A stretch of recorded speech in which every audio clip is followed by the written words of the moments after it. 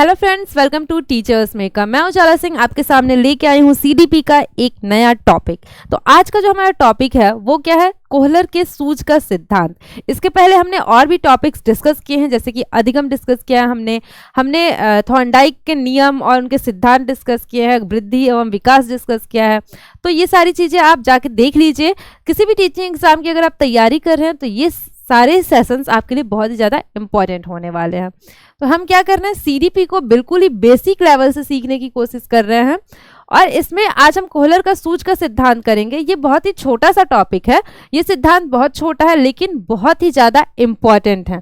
किसी भी teaching exam में इस सिद्धांत से क्वेश्चन पूछता ही पूछता है। यूपी टेट और सी टेट का तो ये फेवरेट टॉपिक है। इसके बाद हम कुछ क्वेश्चंस डिस्कस करेंगे जिसके आंसर आपको क्या करने हैं, कमेंट सेक्शन में बताने हैं। तो चलिए स्टार्ट करते हैं आज का सेशन। कोहलर का सूझ का सिद्धांत, जिसे हम इनसाइट थ्योरी भी कहते हैं। आप किसी भी नाम को, ये सारे जो नाम होते हैं सिद्धांत के नाम, इनको इंग्लिश में याद करेंगे तो ज़्यादा अच्छा होगा, क्योंकि हिंदी में इनके बहुत अलग अलग नाम होते हैं। जैसे कि कोहलर के सूझ का सिद्धांत का एक नाम और है अंतर्दृष्टि का सिद्धांत। इसे हम अंतर्दृष्टि का सिद्धांत भी कहते हैं। अंतर्दृष्टि अर्थात सूझ का सिद्धांत गेस्टाल्टवादी मनोवैज्ञानिकों की देन है। देखिए, अब आप कहेंगे ये गेस्टाल्टवादी कौन है? तो मैंने स्कूल्स ऑफ साइकोलॉजी, सबसे फर्स्ट जो मेरा सीडीपी का सीरीज का फर्स्ट जो क्लास है वो यही है, स्कूल्स ऑफ साइकोलॉजी के बारे में, जिसमें हमने गेस्टाल्ट स्कूल ऑफ साइकोलॉजी को डिस्कस किया था। तो गेस्टाल्ट मनोविज्ञान, पहले हम गेस्टाल्ट शब्द को समझते हैं।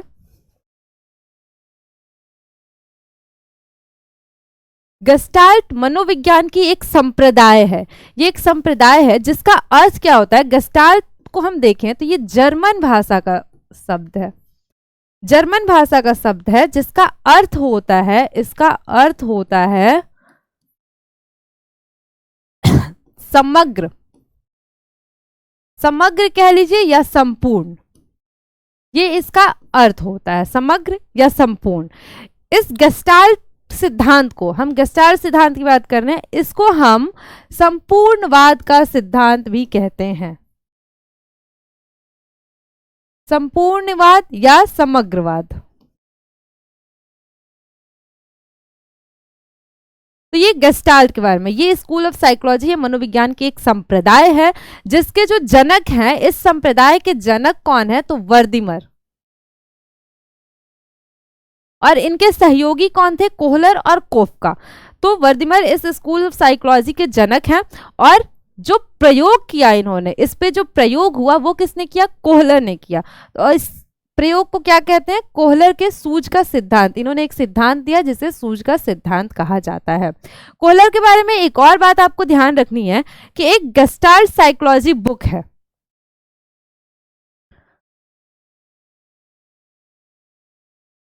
गेस्टाल्ट साइकोलॉजी,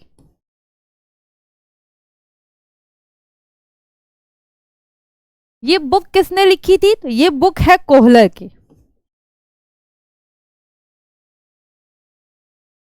ये मोस्ट इंपॉर्टेंट है, ये पेपर में पूछा जाता है। गेस्टाल्ट साइकोलॉजी नामक बुक किसकी है? तो ये कोहलर की एक बुक है। चलिए अब हम देखते हैं कोहलर के सिद्धांत के बारे में। इसका एक और नाम अंतर्दृष्टि का सिद्धांत। इन्होंने प्रयोग जो किया वो किस पर किया? तो इन्होंने प्रयोग अपना किया एक वनमानुष पर। वनमानुष जिसे हम चिंपैंजी कहते हैं, और उस चिंपैंजी का नाम पेपर में पूछता है। उस चिंपैंजी का नाम क्या था? तो उस चिंपैंजी का नाम सुल्तान था। सुल्तान पर उन्होंने अपना प्रयोग किया। उनका प्रयोग क्या है? देखिए, उन्होंने चिंपैंजी को, सुल्तान को एक खाली कमरे में बंद कर दिया। भूखे चिंपैंजी को बंद किया था। सुल्तान क्या था? भूखा था। उन्होंने खाली कमरे में उसको बंद कर दिया और कमरे के ऊपर छत पर क्या लटका दिया? केले लटका दिए। और उस कमरे में और भी बॉक्स रखे हुए थे, लेकिन जो चिंपैंजी है वो उस केले तक पहुंचने में सफल नहीं हो पा रहा था। फिर अचानक से उसके दिमाग में एक सूझ आया, अचानक से उसके दिमाग में एक आइडिया आया, और वो क्या किया? उस बॉक्स को एक के ऊपर एक रख कर और उस केले तक पहुंच गया और अपनी भूख को शांत कर लिया, वो केला खा लिया। तो देखिए, जो कोहलर का सिद्धांत है बहुत ही आसान है। इनका ये कहना है कि जो भी हमारी समस्या है उसका समाधान अचानक से होता है। इनका कहना ये है, इनसाइट, इनका नाम ही है इनके सिद्धांत का इनसाइट लर्निंग। इनका कहना है कि समस्या का समाधान अचानक से आता है। जैसे कि सपोज आप कोई प्रॉब्लम सॉल्व कर रहे हैं, जैसे कि आप मैथ सॉल्व कर रहे हैं और वो क्वेश्चन आपसे हो नहीं रहा है, तो आप सोए रहेंगे, आप खेलते रहेंगे, खेलते खेलते अचानक से आपके दिमाग में उस प्रॉब्लम का सॉल्यूशन आएगा कि हम इसे इस तरीके से सॉल्व कर सकते हैं, और आप सॉल्व करेंगे तो वो सॉल्व हो जाएगा। तो इनका कहना ये है कि जो भी समस्या का समाधान है वो अचानक से हमारे दिमाग में आता है। तो ये पूरा प्रयोग उन्होंने किया और अचानक से उस चिंपैंजी के दिमाग में क्या आया कि इन सारे बॉक्स को हम एक के ऊपर रख कर और केले तक जा सकते हैं। उन्होंने अपनी समस्या को, चिंपैंजी ने अपनी समस्या को क्या कर लिया, समाधान कर लिया। इनके कुछ स्टेप्स हैं। इन्होंने ये बताया कि देखिए, कभी भी हमारे सामने एक समस्या होती है तो क्या होता है, एक अंतर्दृष्टि होती है। अंतर्दृष्टि मीन्स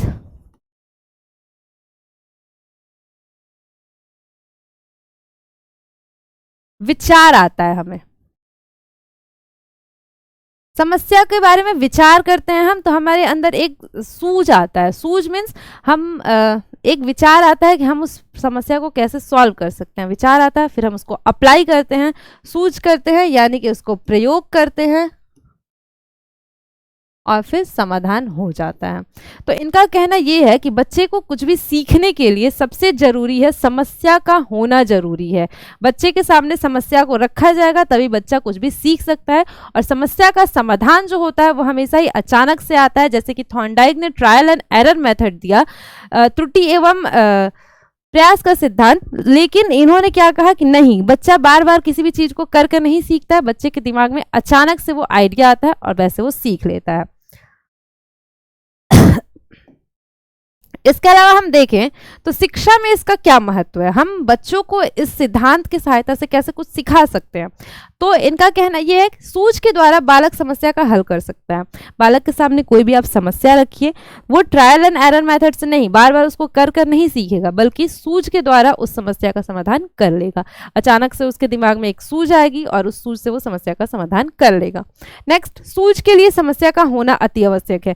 इनका कहना यह है कि सूझ के लिए, किसी भी चीज को सिखाने के लिए बच्चे के सामने एक समस्या का होना जरूरी है। जब तक बच्चे के सामने समस्या नहीं आएगा तब तक सूझ नहीं आएगा उसके दिमाग में, इंसाइटफुल लर्निंग नहीं होगी और बच्चा अधिगम नहीं कर पाएगा, सही से सीख नहीं पाएगा।